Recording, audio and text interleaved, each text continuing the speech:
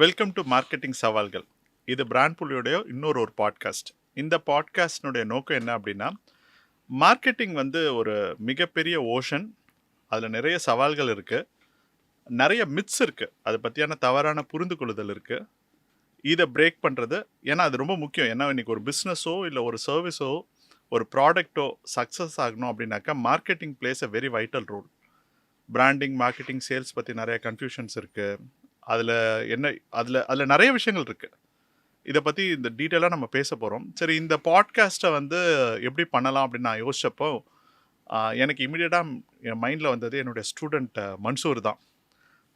He work with me for 2-3 ப்ராஜெக்டில் என்னோட work பண்ணார். Now he is a sales executive in a big pharma company. And ஏன் நான் மன்சூரை இதுக்கு செலக்ட் பண்ணேன் அப்படின்னாக்கா, அவர் என்னோட ஒர்க் பண்ணும்போது one of the difficult member for me to handle him. Mansoor எனக்கு ஹேண்டில் பண்ணுறது எனக்கு ஒரு டிஃபிகல்ட்டி இருக்கும். எதுக்குன்னா, நான் நினைக்காத ஒரு ஆங்கிளில் ஒரு கேள்வி கேட்பாப்புல. ஸோ என்ன ஒரு சிந்திக்க வைக்கிற மாதிரி நிறைய கேள்வி கேட்பாப்புல. And so that's why I told Mansoor, can you come forward to host this podcast. இந்த பாட்காஸ்ட் வந்து இன்ட்ரெஸ்டிங்காக மாற்றுறதுக்கு நீ வர முடியுமான்னு கேட்டேன். ஏன்னா மன்சூருடைய பேக்ரவுண்ட் வந்து இன்ட்ரெஸ்டிங் பேக்ரவுண்ட். பிகாம் படித்தார், டாலி படித்தார், மார்க்கெட்டிங்கில் ஒர்க் பண்ணார், சேல்ஸில் ஒர்க் பண்ணார், க்ரியேட்டிவ் இண்டஸ்ட்ரியில் இருந்தார். அதுக்கப்புறம் கோவிட்க்கு அப்புறம் மெடிக்கல் லைனுக்கு வந்தார். அது மட்டும் கிடையாது, அவருடைய என்டையர் ஃபேமிலியில் நிறைய பிஸ்னஸ் மேன். அண்ட் ஸோ நிறைய he consumes lots of content. நிறைய விஷயம் படிப்பார், நிறைய விஷயம் ஆராய்ச்சி செய்வார். அடுத்து எல்லாத்த விட ரொம்ப முக்கியம், எப்போவுமே க்யூரியஸாகவே இருப்பார். எல்லா விஷயத்தையும் தெரிஞ்சுக்கணுன்ற ஒரு ஆர்வத்தோடு இருப்பார். மன்சூர்கிட்டையும் எனக்கு கூட ஏதாவது டெக்னிக்கலாக டவுட்ஸ் வருது, ஏதாவது விஷயம் தெரிஞ்சுக்கணுன்னா நான் மன்சூர்கிட்ட தைரியமாக கால் பண்ணி பேசலாம். ஸோ அதனால தான் இந்த பாட்காஸ்ட்டுக்கு நான் மன்சூரை வரவேற்கிறேன். மன்சூர், உன்னை பற்றி என்னன்னு சொல்லு. Hi sir. அதான் நீங்கள் என்னை பற்றி சொல்லிட்டீங்க. ஸோ இந்த பாட்காஸ்ட்டை பொறுத்த வரைக்கும் ரொம்ப வித்தியாசமான கேள்விலாம் எதுவும் கொண்டு வரல. அஸ் அ பிஸ்னஸ்மேன் பெர்ஸ்பெக்டிவில் நான் பார்த்த மார்க்கெட்டிங் பர்சன் பெர்ஸ்பெக்டிவில் என்னென்ன டிஃபிகல்ட்டிஸ் ஃபேஸ் பண்ணுறாங்க. ஸோ இந்த மாதிரியான விஷயம் தான், பேசிக்கான கொஷின்ஸ் தான் இன்றைக்கி பாட்காஸ்ட்டில் பார்க்க போகிறோம். நம்ம ஆக்சுவலாக அதுதான் பெட்டர். ஏன்னா இது ஃபஸ்ட்டு எபிசோடுன்றதுனால நம்ம காம்ப்ளிகேட்டட் விஷயங்கள்லாம் நிறைய பேச போகிறோம். ரொம்ப இன்ட்ரெஸ்டிங்கான விஷயங்கள். அதுவும் எஸ்பெஷலி மார்க்கெட்டிங் சொல்லும்போது ஏதோ பெரிய எம்என்சி கம்பெனிங்களுக்கான ஒரு விஷயம் கிடையாது. இது வந்து ஒரு ஸ்மால் பிஸ்னஸ்மேன், ஒரு சோலோப்ரனராக இருக்கட்டும், ஒரு வீட்டில் இருந்து தொழில் செய்யக்கூடிய ஒரு குடும்ப தலைவியாக இருக்கட்டும், அவங்கலேருந்து ஒரு சின்ன கடை வச்சுருக்கவங்க, யாருக்கும் பயன்படுற மாதிரியான ஒரு பாட்காஸ்ட்டை கிரியேட் பண்ணணும்.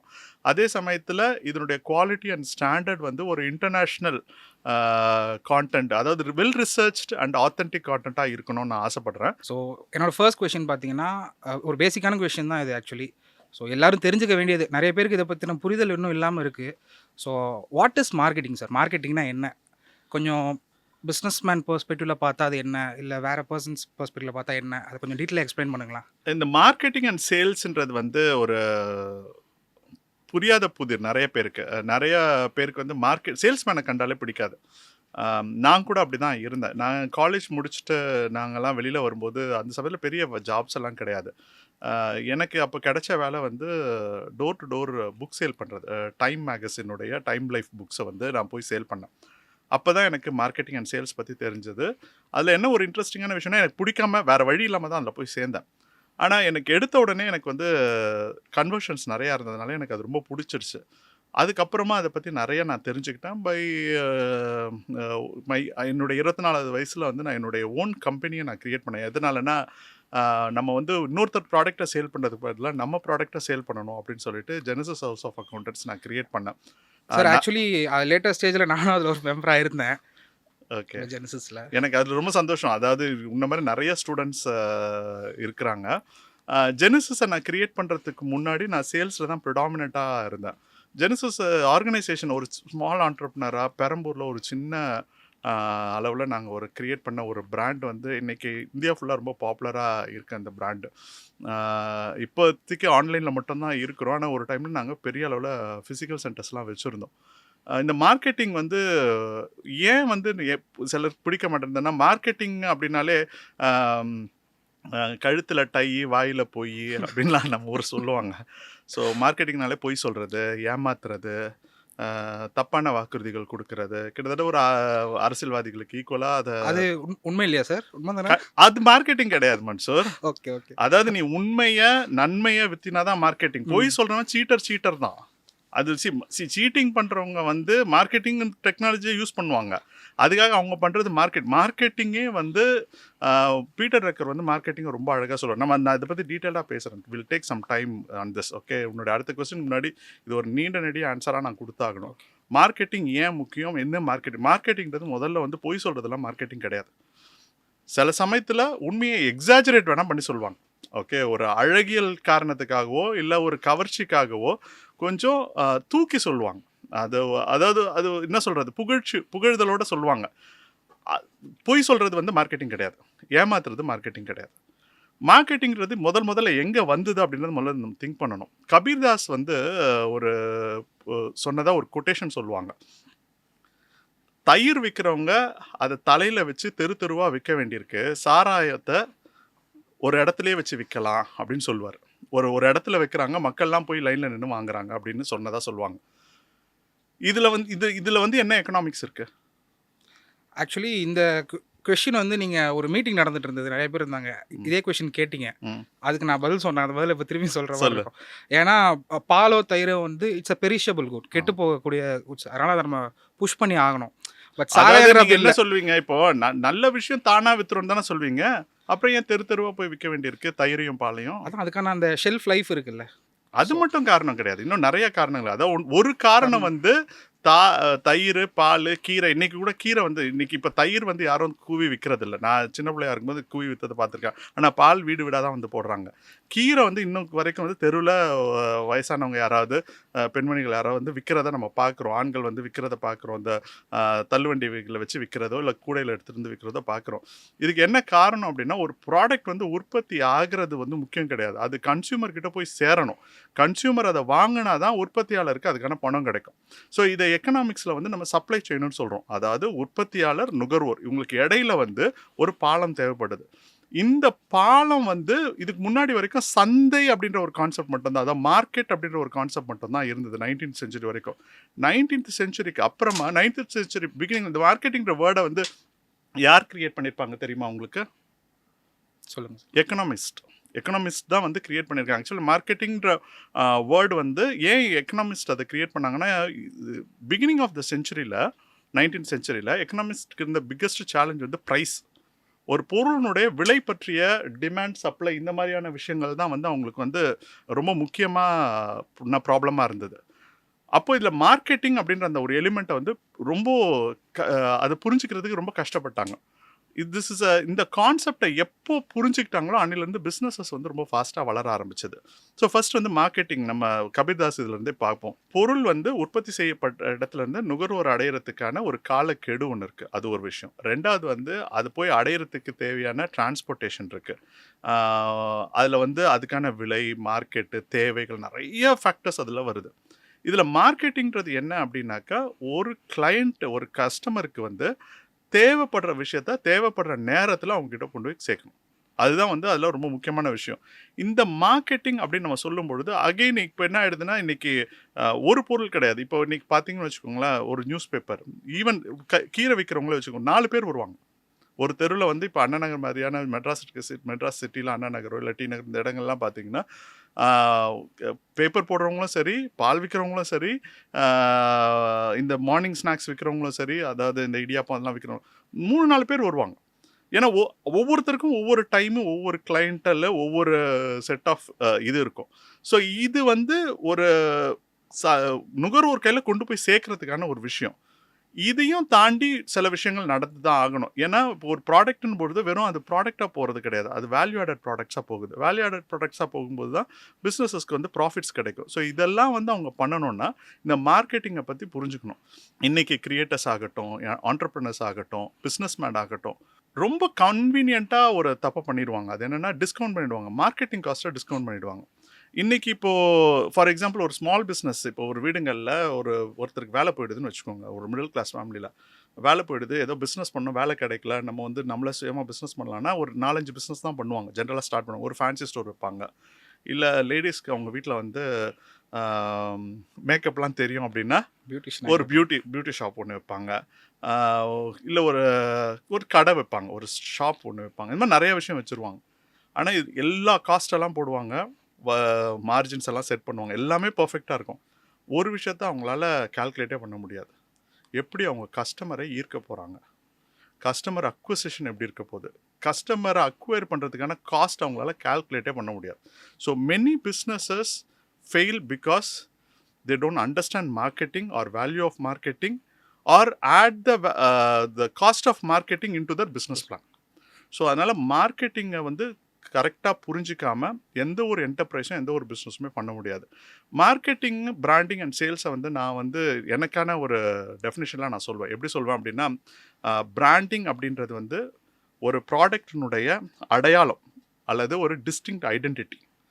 இப்போ மன்சூர் அப்படின்னாக்கா மன்சூருக்குன்னு சொல்லிட்டு ஒரு தன்மைகள் இருக்குல்ல. ஸோ நான் உன்னை பற்றி பேசும்பொழுது நீ இல்லாதப்ப நான் என்ன பேசுகிறேனோ அதுதான் உன்னுடைய புகழ், ஓகே, ரெப்புடேஷன். ஸோ அது பிராண்டிங். மார்க்கெட்டிங் அப்படின்றது மன்சூர் என்கிட்ட பேசுறது. ரெண்டாவது, மன்சூர் நீ நீ நீ ஒரு விஷயத்தை என்கிட்ட நீ சொல்ல வர பார்த்தீங்களா, நீங்கள் எடுத்து சொல்கிறது தான் மார்க்கெட்டிங். சேல்ஸ் அப்படின்றது நீங்கள் சொல்கிறத நான் எடுத்துக்கிறேன்னா இல்லையான்றது ஒரு ஆக்ஷன்.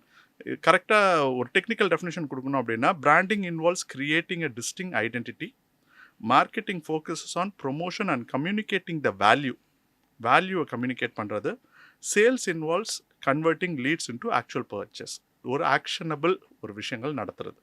ஸோ மார்க்கெட்டிங்கை புரிஞ்சிக்காம பிஸ்னஸ்மேன் மட்டும் கிடையாது, ப்ரொஃபஷனல்ஸ் கூட மார்க்கெட்டிங்கில் இருக்காங்க. எங்கே இருக்காங்க சொல்லுங்கள் பார்ப்போம். மார்க்கெட்டிங் அண்ட் சேல்ஸ் அவங்களுக்கு கூட முக்கியம். எதனால்? ப்ரொஃபஷனல்ஸ்க்கு. இப்போ உனக்கே அது முக்கியம் இல்லை, உனக்கு சேல்ஸில் இருக்கு. ஓகே, மற்ற இல்லை, இப்போ ப்ரொமோஷன்ஸ் வாங்கணும் அந்த மாதிரியான விஷயத்தில் தேவைப்படும். ப்ரொமோஷன்ஸ் உங்கள் ஆஃபீஸ்லேயே நீங்கள் வந்து உங்களை சேல் பண்ணணும், உங்கள் ஸ்கில்லை சேல் பண்ணணும், உங்களுடைய இன்க்ரிமெண்ட்டுக்கு, இன்டர்வியூ, அடுத்த ஜாப்ஸ், பெட்டர் ஜாப்ஸுக்கு போகிறதா இருந்தால் இதை வந்து ஆப்வியஸாக பண்ணணும்னு அவசியம் கிடையாது. மார்க்கெட்டிங் அண்ட் சேல்ஸ் வந்து இப்போ நான் எங்கள் அம்மா கிட்ட சொல்லுவேன், நான் எனக்கு மார்க்கெட்டிங் சேல்ஸ் ரொம்ப பிடிச்சதுக்கு எங்கள் அம்மா ஒரு மிக முக்கியமான காரணம். அவங்க வந்து சமைச்சிட்டாங்கன்னா எங்கள் எல்லாரையும் வரிஞ்சு கூப்பிட்டு சாப்பாடு போடுவாங்க. சாப்பாடு போடுறது மட்டும் இல்லாமல் ஒவ்வொரு சாப்பாடையும் எக்ஸ்பிளைன் வேறு பண்ணுவாங்க. அப்பளம் நல்லா இருக்குது, தயிர் நல்லா இருக்குன்னு நான் சொல்லாமல் அப்பளத்துக்கும் தயிரும் நல்லா இருக்கிறதுக்கு நீ எப்படிமா கிரெடிட் எடுத்துக்க முடியும். சரி, அந்த மாதிரி அவங்க வந்து அவங்களுடைய அன்பு அது மூலமாக காட்டுவாங்க. மார்க்கெட்டிங்கிறது என்னை பொறுத்தவரையிலும், மார்க்கெட்டிங் சேல்ஸ் அப்படின்றது வந்து ஒரு நல்ல விஷயங்களை ஒரு அன்பாக தன்மையாக அவங்களுக்கு புரிகிற மாதிரி அவங்களுக்கு நீங்கள் எடுத்து சொல்லிட்டீங்கன்னா அது கூட மார்க்கெட்டிங் அண்ட் சேல்ஸ் தான். ஸோ அதனால் அதை பற்றி ஒரு அவர்ஷனோ இதெல்லாம் கிரியேட் பண்ணணும்னு அவசியம் கிடையாது.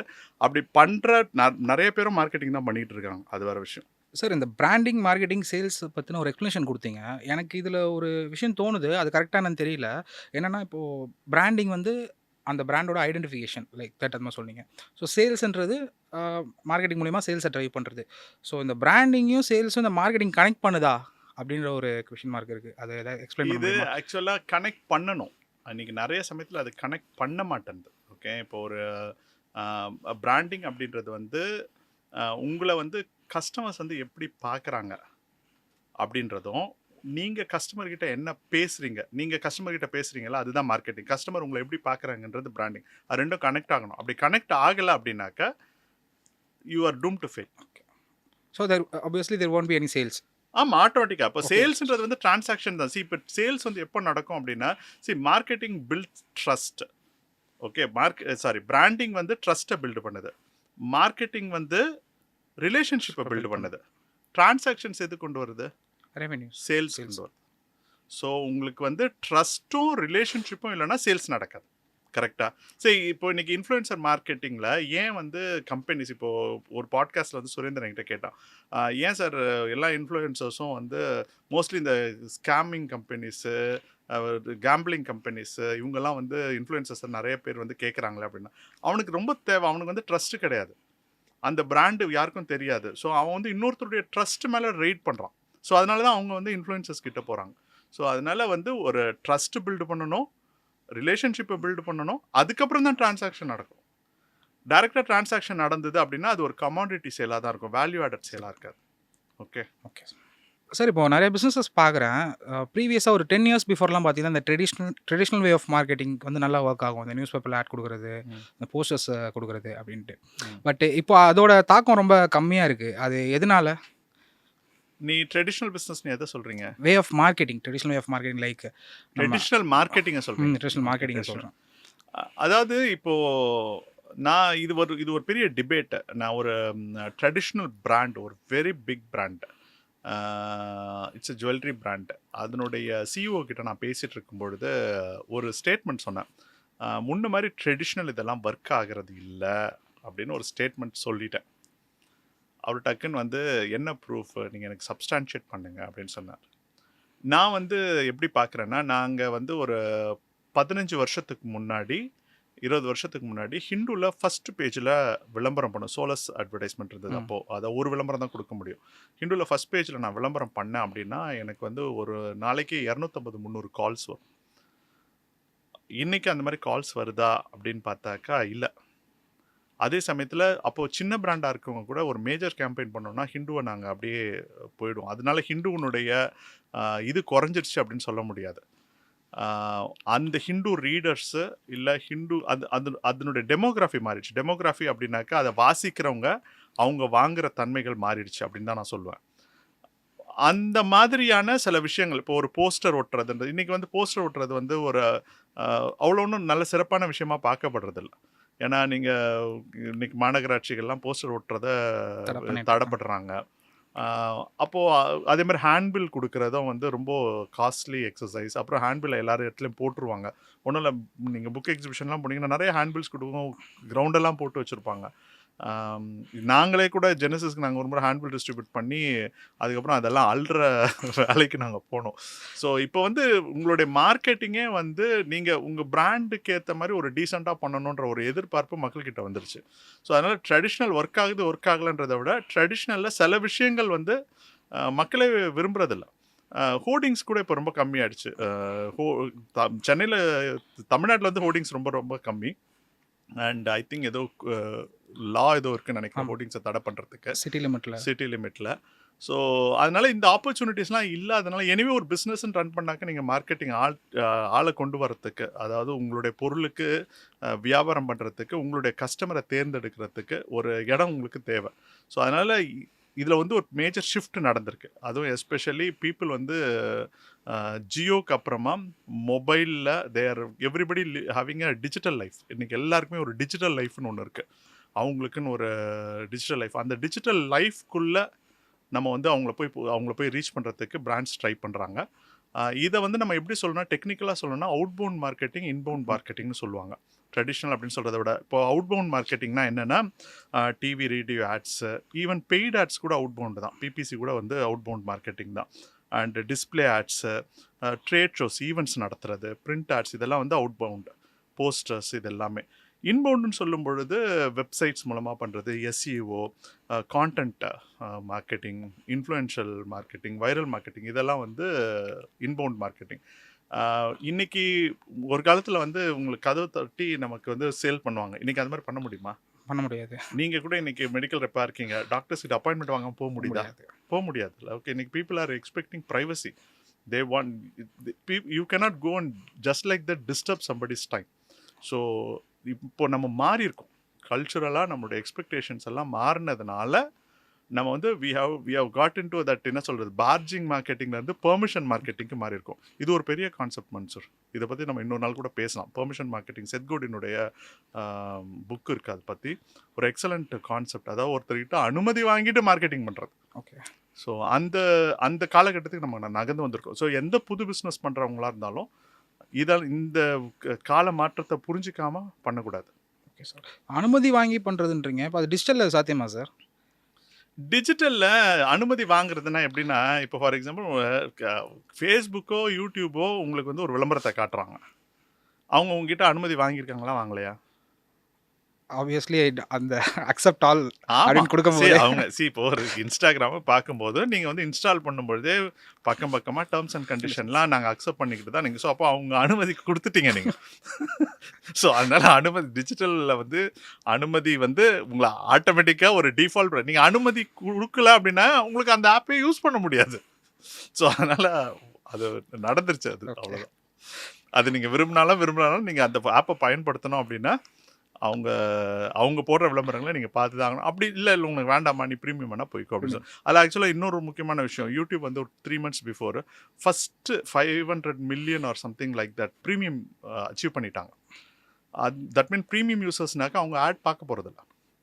So now again that becomes a challenge. Digital மார்க்கெட்டிங்லேயே அது சேலஞ்ச் ஆகுது. ஹாய், ஒரு சின்ன பிரேக். கான்டென்ட் கிரியேஷன் மூலமா உங்க பிசினஸ் ரெவென்யூவை இன்க்ரீஸ் பண்ணணுமா? பிராண்ட் புலி அகாடமி கண்டக்ட் பண்ற ஃப்ரீ லைவ் வெபினார்ல பார்ட்டிசிபேட் பண்ணுங்க. ஒவ்வொரு வாரமும் புதன்கிழமை சாயந்தரம் 5 மணில இருந்து 7 மணி வரைக்கும் இந்த ஃப்ரீ லைவ் வெபினார் நடக்கும். அது பத்தின டீடைல்ஸ் இந்த வீடியோவோட எண்ட் ஸ்கிரீன்லயும் டிஸ்கிரிப்ஷன்லயும் இருக்கு.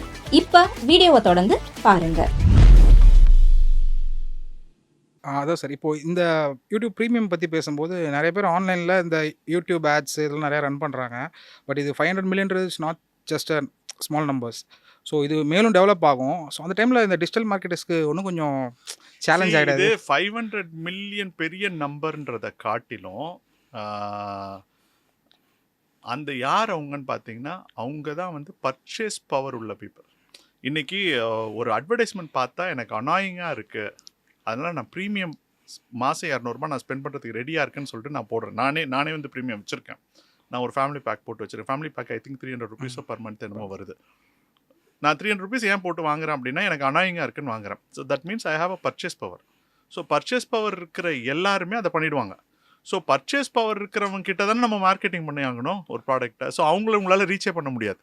So again paid ads run பண்ணுறவங்களுக்குலாம் வந்து இதில் ப்ராப்ளம் இருக்குது. ஸோ இதனால தான் நான் என்ன சொல்லுவேன்னா, every entrepreneur, every businessman you should become a creator by yourself. Okay, நீங்களே உங்களுடைய கான்டென்ட்டை கிரியேட் பண்ணி இன்ட்ரெஸ்டிங்காக நீங்கள் அதை மாற்றணும். அதை மாற்றும் போது ஆட்டோமேட்டிக்காக you will create your own channel, your own customer engagement. So content digital marketing அப்படின்னு சொல்லும் பொழுது ஒரு வெப்சைட் போடுறது, ஒரு வெப் ப்ரொமோ பண்ணுறது, ஒரு டிசைன் போடுறது, ஒரு லேம் போஸ்டிங் போடுறது டிஜிட்டல் மார்க்கெட்டிங் கிடையாது.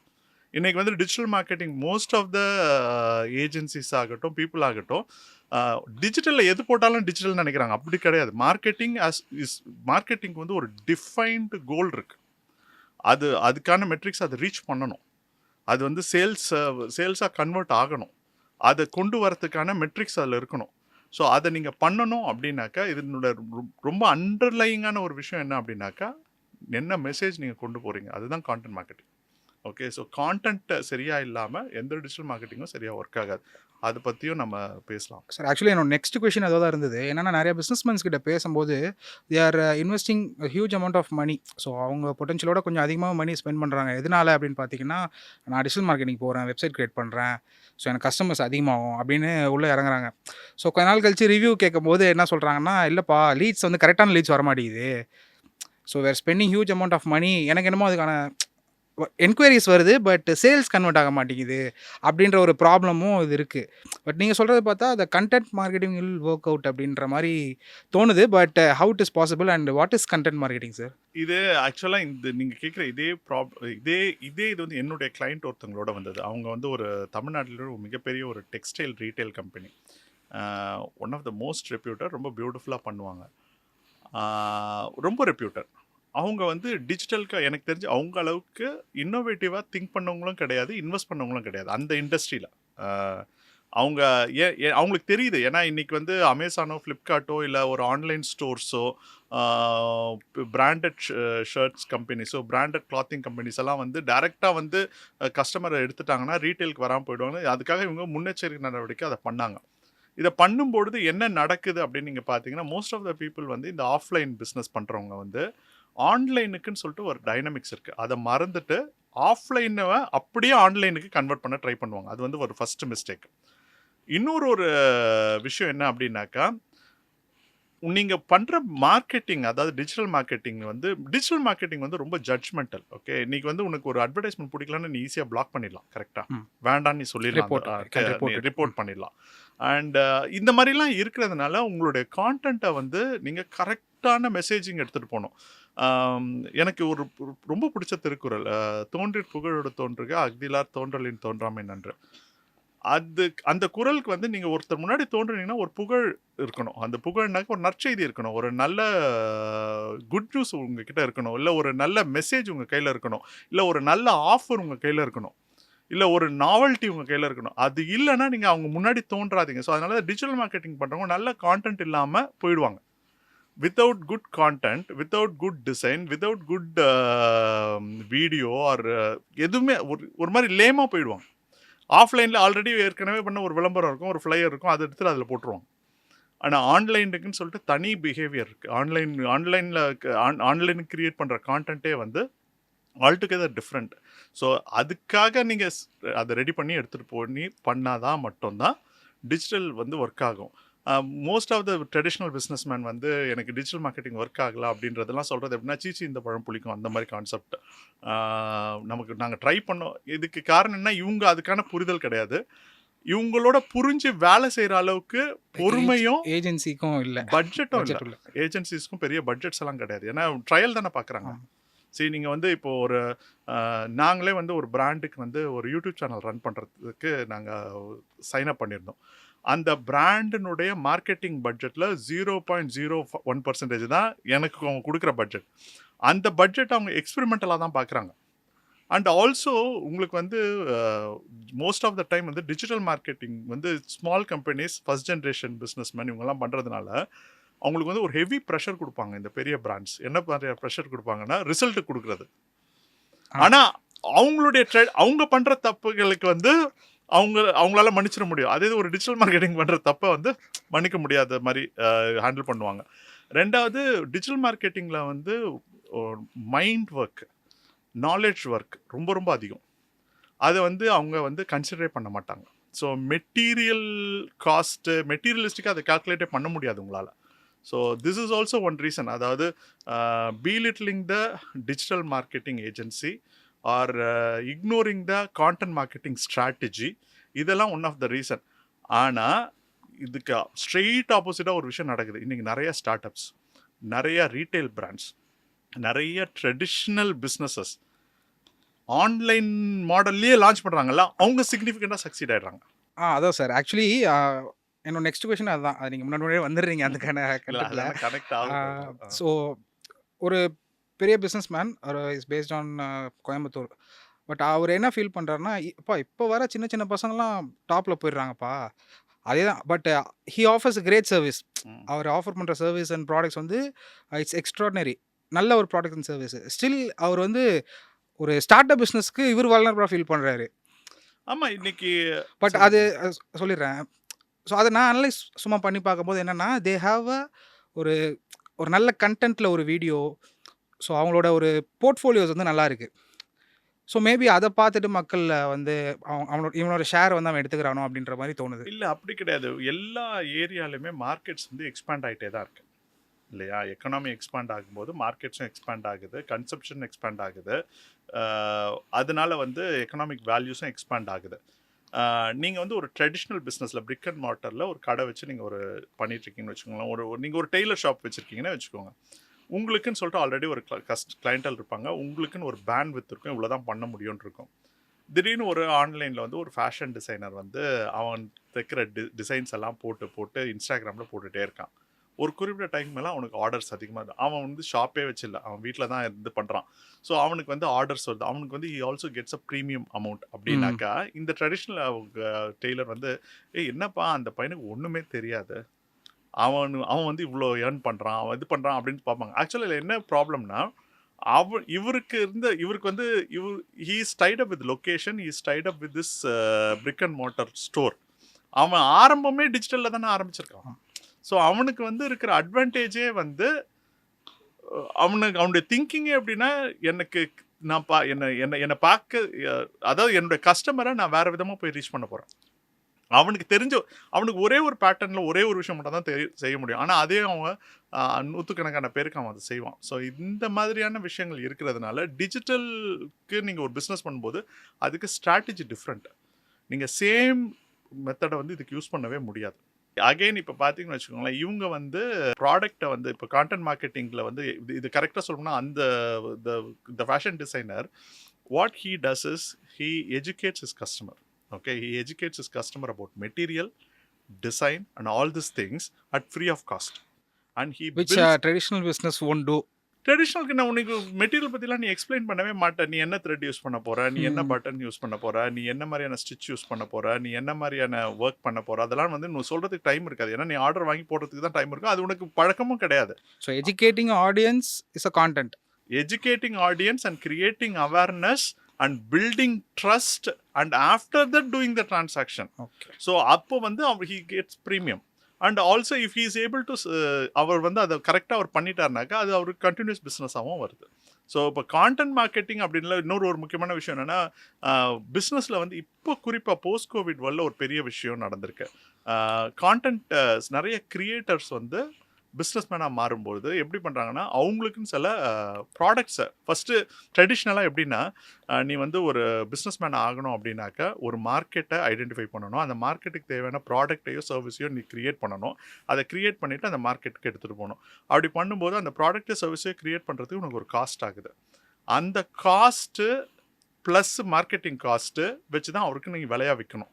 ஸோ அப்போ என்ன ஆகுதுன்னா, உன்னோட பிஸ்னஸ் வந்து மார்க்கெட்டுக்குள்ளே போகும்போது ரிஜெக்ட் ஆச்சுன்னா உன் பிஸ்னஸ் வந்து ஃபெயிலியர் ஆகிடும். அக்செப்ட் ஆச்சுனாலும் உன் பிஸ்னஸ் வந்து சக்ஸஸ் ஆகணும்லாம் அர்த்தம் கிடையாது. உனக்கு ப்ராஃபிட் வருமானு தெரியாது. ப்ராஃபிட் வரதுக்கு நீ உனக்கு இன்னும் ஸ்ட்ரகிள் பண்ண வேண்டியிருக்கும். ஆனால் இந்த கான்டென்ட் மார்க்கெட்டிங்கில் என்ன தெரியுமா நடக்குது, ப்ராடக்ட்டோ சர்வீஸோ அவங்க கிரியேட்டே பண்ணுறது கிடையாது. ஃபஸ்ட்டு மார்க்கெட்டை கிரியேட் பண்ணிடுறாங்க. ஒரு ஃபேன் பேஸை கிரியேட் ஃபேன் பண்ணுறாங்க. பேஸை கிரியேட் பண்ணிட்டு லைக் ஆக்டர்ஸ் என்டரிங் பாலிடிக்ஸ் மாதிரியா? அது ஒரு பெரிய கதை. அது ஆக்சுவலாக நம்ம அதை பற்றி டீட்டெயிலாக பேசலாம். ஏன்னா கான்டென்ட் ஆக்டர்ஸ் வந்து மார்க்கெட்டிங் இதுக்குள்ளே வரத்துக்கு, பாலிடிக்ஸ்க்கு வரத்துக்கு மிக முக்கிய காரணம் என்னன்னா, ஆல்ரெடி அவங்க கிட்ட நிறைய கான்டென்ட் இருக்கு. எக்கச்சக்கமாக பிஜிஎம் கான்டென்ட் இருக்கு, ப்ளஸ் ஃபாலோவர்ஸ் தொண்டர்கள் இருக்காங்க. ஃபாலோவர்ஸ் தொண்டர்ஸ் அது எல்லாத்த விட வந்து அவங்க கிட்ட இருக்க கான்டென்ட். இப்போ ஒரு ஆக்டர் இதுக்கு வரனா பிஜிஎம் இருக்கு அவங்க கையில், அவர் பேசின டயலாக் இருக்கு, அவருடைய முகம் பல பேருக்கு ஆல்ரெடி தெரியும். இந்த மாதிரி நிறைய அட்வான்டேஜஸ் இருக்குது. இப்போ நான் ஒரு குறிப்பாக ஒரு எக்ஸாம்பிள் சொல்லணும்னாக்கா, டெக் பர்னர் தெரியுமா? டெக் பர்னர்னு சொல்லிட்டு ஒரு இன்ஃப்ளூயன்சர், ஹீஸ் டெக் சேனல் நடத்துறாரு. he has created a huge base. Now he has launched a product, overlays சொல்லிட்டு அவர் ஒரு ஃபேஷன் ப்ராடக்ட் வந்து போட்டு மில்லியன்ஸ் அதை விற்கிறாங்க அவங்க. And he is taking a lot of risk. Import பண்ணி ஒரு டிசைனர் ஜக்கினை வந்து ரொம்ப காஸ்ட் எஃபெக்டிவாக விற்கிறாங்க அவங்களுடைய கம்யூனிட்டிக்கு. ஸோ அது this is the marketing 6.0. Okay, so இது வந்து அந்த மாதிரி சேஞ்ச் ஆகிருக்கு. ஸோ கான்டென்ட் அப்படின்றது வந்து முன்னாடி வந்து ஒரு பிஸ்னஸை ப்ரொமோட் பண்ணுறதுக்குன்னு இருந்தது. இன்றைக்கி ஒரு பிஸ்னஸை பில்டு பண்ணுறதுக்கு, ஒரு கம்யூனிட்டியை பில்ட் பண்ணுறதுக்கே கான்டென்ட் வந்து தேவைப்படுது. சார், நம்ம எவ்வளோ நேரமாக டிஸ்கஸ் பண்ணதை வச்சு பார்க்கும்போது without content marketing digital marketing will not ஒரு எஃபெக்டிவாக இருக்காது அப்படின்றத நான் புரிஞ்சுக்கிட்டேன். அது கரெக்டாக இல்லை ஏதாவது கரெக்ஷன்ஸ் இருக்கா? முதல் கரெக்ஷன் வந்து கண்டென்ட் கிடையாது, கான்டென்ட். சாரி. ஸோ கண்டென்ட்னா திருப்தி, கான்டென்ட்னா தான் எசன்ஸ். சார், தமிழ் மீடியமில் படித்தோம், என்ன பண்ணுறேன். சரி, கரெக்ட் பண்ணிக்கும் போது கரெக்ட் பண்ணிக்கலாம். எனக்கும் நிறைய ஃப்ரெண்ட்ஸ் இன்ன வரைக்கும் கரெக்ட் பண்ணிட்டு தான் இருக்கிறாங்க. கான்டென்ட். ஸோ நம்ம கரெக்ட் பண்ணிக்கலாம், அது ஒன்றும் பிரச்சனை இல்லை. So content marketing, actually content is the foundation for every thing. Branding, marketing, sales, அது எதுவாக இருந்தாலும் வந்து அதுதான் உட்கரு, அதுதான் கருத்து.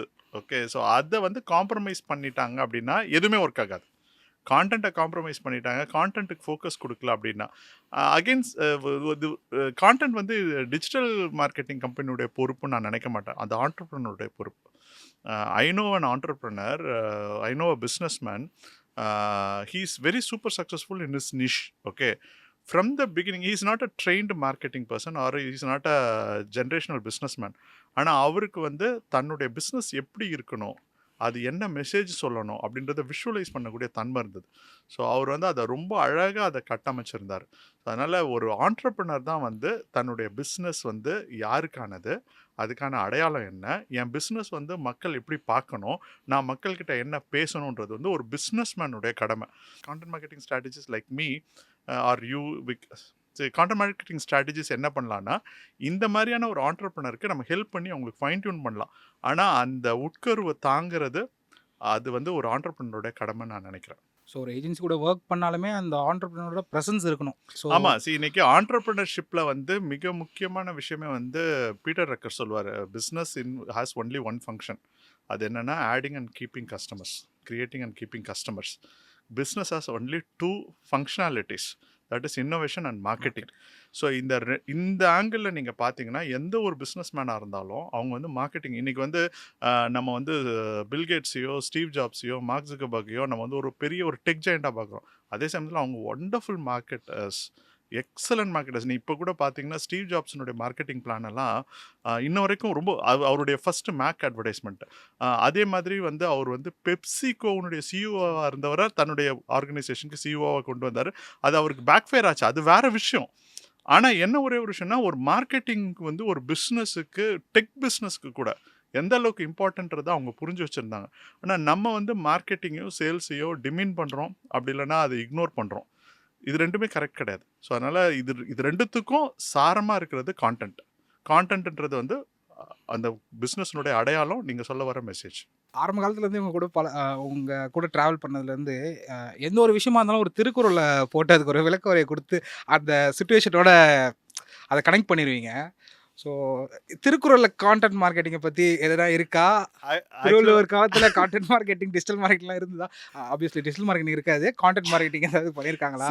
அந்த டைமில் இருந்தது கான்டென்ட் மட்டும் தானே நான் சொல்லுவேன். நான் ஏன்னா அந்த சமயத்தில் எழுதப்பட்ட இலக்கியங்கள், ஒவ்வொரு எழுத்துக்களும் வந்து பிரமாதமான கான்டென்ட் இன்ன வரைக்கும் நின்று நிலச்சிருக்கு. அதுக்கு காரணம் என்ன அப்படின்னா அவங்க வந்து அதனுடைய விஸ்டம், அதாவது இப்போ கூட என்னால் காம்ப்ரிஹெண்டே பண்ண முடியாது. எப்படி இவ்வளோ நூற்றாண்டுகளுக்கு முன்னாடி வாழ்ந்த ஒரு மனுஷன் அறம்பொருள் இன்பம் பற்றி இவ்வளோ ஒரு ஆழமான புரிதல்கள் இருந்திருக்கு. இன்ன வரைக்கும் அதை சேலஞ்சே பண்ண முடியாத அளவுக்கு அது அவ்வளோ ரொம்ப பியூட்டிஃபுல்லாக இருக்குது.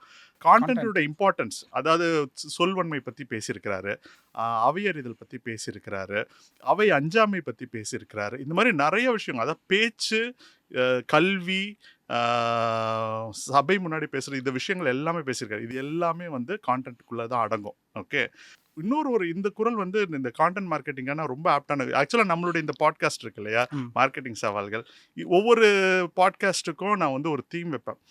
நம்ம கிரியேட்டோப்ரனர்ஸ் ஸ்வாட்டுக்கு வந்து எதிரதா காக்கும் அறிவினார்க்கில்லை அதிர வருதோர் நோய் அப்படின்னு சொல்லிட்டு ஒரு குரல் வச்சேன். அதுக்கு என்ன அர்த்தம் அப்படின்னாக்கா, முன்னாடி என்ன நடக்க போகுது, பிற்காலத்தில் என்ன நடக்க போகுதுன்னு தெரிஞ்சுக்கிட்டான்னா அவனுக்கு அதிர்ச்சியான விபத்து எதுவும் நடக்காது அப்படின்றது. ஸோ கிரியேட்டோப்ரனர்ஸ்க்கு வந்து ஹெல்ப் பண்ணுறதுக்காக அதை நம்ம பண்ணுறோம். இதுக்கு நம்ம ஒரு தீம்க்கு என்ன வைக்கலாம்னு யோசிச்சோன்னா, இணர்வுழுந்தும் நாரா மலர் அணையர் கற்றதுணர விரித்துரையாதார் 650வது குரல். இந்த குரலுக்கு என்ன அர்த்தம்னா, கொத்து கொத்தாக மலர்கள் மலர்ந்திருந்தாலும் வாசம் இல்லாமல் இருந்தால் அதை தேடி எந்த வண்டுகளோ இல்லை எந்த ஒரு உயிர்களோ வரப்போவதில்லை, பயனற்று போய்விடும். ஸோ அந்த மாதிரி தான் நல்ல கருத்து இருக்கிறவன் பேச தெரியாமல் இருந்தானா அது வீணாக போயிடும்.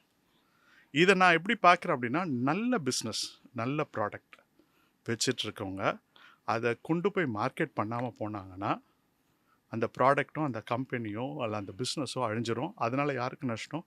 எல்லாருக்கும் நஷ்டம், சமுதாயத்துக்கே நஷ்டம். அது மாதிரி நிறைய ப்ராடக்ட்ஸ் நம்ம பார்த்துருக்கோம். எக்கச்சக்கமான ப்ராடக்ட்ஸ், எக்கச்சக்கமான எக்ஸலண்ட் சர்வீசஸ் இன்றைக்கி காணாமல் போயிருக்கு. அது காரணம்னா மார்க்கெட்டிங்கில் பண்ண சில தவறுகள். ஸோ அதனால் மார்க்கெட்டிங் வந்து ஒரு தடையாக இருந்து ஒரு ப்ராடக்டையோ ஒரு பிஸ்னஸையோ தடுக்காமல் இருக்கணும் அப்படின்னா, இன்றைக்கி இருக்கிற டிஜிட்டல் எக்கானமியில் மணி மட்டும் ரொம்ப முக்கியம் கிடையாது. பிரெயின் அண்ட் ஸ்ட்ராட்டஜி தான் ரொம்ப இம்பார்ட்டன்ட். நல்ல திங்கிங்கும் ஸ்ட்ராட்டஜியும் இருந்ததுனாக்கா நீங்கள் எந்த ஒரு ப்ராடக்டையும் பிரமாதமாக மார்க்கெட்டிங் பண்ண முடியும். ஸோ அதுதான் ஒரு மேஜர் அட்வான்டேஜ். அது ஒரு பெரிய பிளஸ்ஸிங் நமக்கு இந்த காலத்தில் போஸ்ட் கோவிட் வேர்ல்டில் குறிப்பாக. It's not about budget, it is about your strategy, it is about your approach. அதை வச்சு நீங்கள் பண்ண முடியும். ஹாய், ஒரு சின்ன பிரேக். கான்டென்ட் கிரியேஷன் மூலமா உங்க பிசினஸ் ரெவென்யூவை இன்க்ரீஸ் பண்ணணுமா? பிராண்ட் புலி அகாடமி கண்டக்ட் பண்ற ஃப்ரீ லைவ் வெபினார்ல பார்ட்டிசிபேட் பண்ணுங்க. ஒவ்வொரு வாரமும் புதன்கிழமை சாயந்தரம் 5 மணில இருந்து 7 மணி வரைக்கும் இந்த ஃப்ரீ லைவ் வெபினார் நடக்கும். அதை பத்தின டீடைல்ஸ் இந்த வீடியோவோட எண்ட் ஸ்கிரீன்லயும் டிஸ்கிரிப்ஷன்லயும் இருக்கு. இப்ப வீடியோவை தொடர்ந்து பாருங்க. சார், லாஸ்ட்டாக ஒரு கேள்வி. இந்த கான்டென்ட் மார்க்கெட்டிங்கை பேஸ் பண்ணி சக்ஸஸ் ஆன இல்லை ஒரு வைரலான ஏதாவது ஒரு விஷயம், ஏதாவது ஒரு பிஸ்னஸோ இல்லை ஏதாவது ஒரு கேம்பெயினோ ஏதாவது ஒன்று சொல்ல முடியுமா? எனக்கு இப்போ ஆக்சுவலாக 2 விஷயம் ஞாபகம் வருது நீ இது கேட்கும் பொழுது. ஃபஸ்ட்டு வந்து ஒரு சில வருஷங்களுக்கு முன்னாடி, எத்தனை வருஷம் தெரியல, ஒரு ப்ராடக்ட் ஒன்று யூஎஸில் வந்து லான்ச் பண்ணாங்க. அந்த ப்ராடக்ட் வந்து ரொம்ப சிம்பிள் ப்ராடக்ட். என்னென்னா அது ஒரு ஸ்டூல். ஓகே, மில்லியன்ஸில் விற்றாங்க அந்த ஸ்டூலை.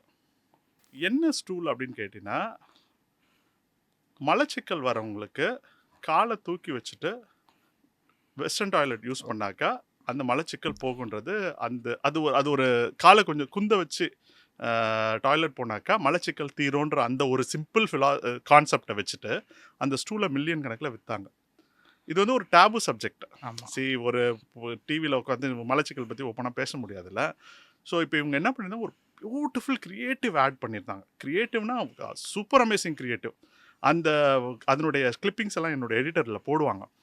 இதில் ஒரு அருமையான ஸ்டோரி சொன்னாங்க. அது என்ன அப்படின்னா, டாய்லெட் போகிறது, கழிக்கிறது, மலம் கழிக்கிறத வந்து ஒரு ஸ்டோரியாக மாற்றினாங்க. ஒரு யூனிகார்ன் இருக்குது. அந்த யூனிகார்ன் வந்து ஐஸ்கிரீமை தான் பூப்பாக கொண்டு வரும். அந்த ஐஸ்கிரீம் பூப்பு வந்து தடையில்லாமல் வரணும்னா அதுக்கு எங்களுடைய இந்த ப்ராடக்ட், அந்த ப்ராடக்ட் பேர் வந்து ஸ்குவாட்டி பாட்டி அட்வர்டைஸ்மெண்ட். அந்த அட்வர்டைஸ்மெண்ட் நரேஷன், அதனுடைய ஸ்டோரி டெல்லிங் எங்கேயுமே உனக்கு அருவருப்பு வராது. அதே சமயத்தில் மெசேஜை ரொம்ப ஷார்ப்பாக கன்வே பண்ணியிருப்பாங்க. ஆக்சுவலாக எனக்கு இதை பற்றி நிறைய வீடியோஸ் வந்திருக்கும் யூடியூப்பில். நீங்கள் பார்த்தீங்கன்னா ஸ்குவாட்டி பாட்டி ப்ரோமோ பற்றி, ஆட் பற்றி நிறைய வீடியோஸ் இருக்குது. மார்க்கெட்டிங் லெசன்ஸ் எல்லாம் கூட இருக்குது. கால் டு ஆக்ஷன் எப்படி இருக்கணும், எப்படி கஸ்டமர் டெஸ்டிமோனி எப்படி இருக்கணும், அண்ட் ஒரு ஸ்டோரி டெல்லிங் எப்படி இருக்கணும், அதே சமயத்தில் அதனுடைய ஏஸ்தட்டிக் சென்ஸ், ஒரு அழகியல் எப்படி இருக்கணும், இது எல்லாமே வச்சு இதை வந்து ஒரு ஒரு எக்ஸலண்ட் மார்க்கெட்டிங் இதுவாக நான் பார்க்குறேன் நான். அண்ட் நான் நம்மளுடைய இதில் வியூவர்ஸ்க்கு வந்து நான் லிங்க்கில் கொடுக்குறேன், அந்த அட்வர்டைஸ்மெண்ட் போய் பாருங்கள். அண்ட் அவ்வளோ அது மில்லியன்ஸில் விற்றாங்க. இன்ன வரைக்கும் அது பாப்புலர். ஆக்சுவலாக அந்த ப்ராடக்ட் வந்தப்போ இந்தியாவில் இல்லை. நான் சமையல் அதை இம்போர்ட் பண்ணேன் நான். ஏன்னா ஜஸ்ட் ஃபார் தட், அந்த ஒரு சாதாரண ஸ்டூல் அது. ஆமாம் சார், இப்போது காமன் ஆகிடுச்சு நம்ம இந்தியன் ஹவுஸ் ஹோல்ட்ஸில். அப்படியா? Very good. அண்ட் ஸோ அதை வந்து ஆனால் என்ன, ஒரு ஸ்டூலை வந்து அவங்க ப்ரீமியமாக விற்றுட்டாங்க, டாலர்ஸில் வச்சு விற்றுட்டாங்க. அண்ட் ரொம்ப பிரமாதமான கான்செப்ட். இது வந்து ஓல்டு ஸ்டோரி. இப்போ ரீசன்ட் ஸ்டோரி கான்டென்ட் மார்க்கெட்டிங்கில், have you heard of Stanley cup? இன்னைக்கு வந்து யூஎஸ்ல பயங்கர வைரலாக போயிட்டு இருக்கு. ஆமாம் சார், அந்த ஃப்ளாஸ்க் இந்த கப்பை பார்க்கும்போது எனக்கு அதான் ஞாபகம் வருது. ஸோ இந்த ஸ்டான்லி கப்புன்றது வந்து ஒரு ஃப்ளாஸ்க். ஒரு கான்டென்ட் ஒன்று வைரல் ஆயிடுச்சு.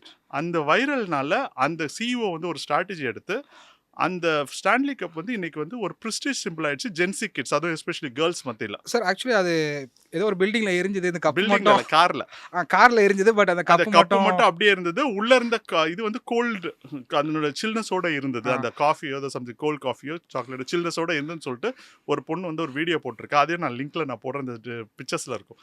இன்னைக்கு வந்து அவங்களால மேனுஃபேக்சரிங் பண்ண முடியாத அளவுக்கு அது வித்துக்கிட்டு இருக்குது.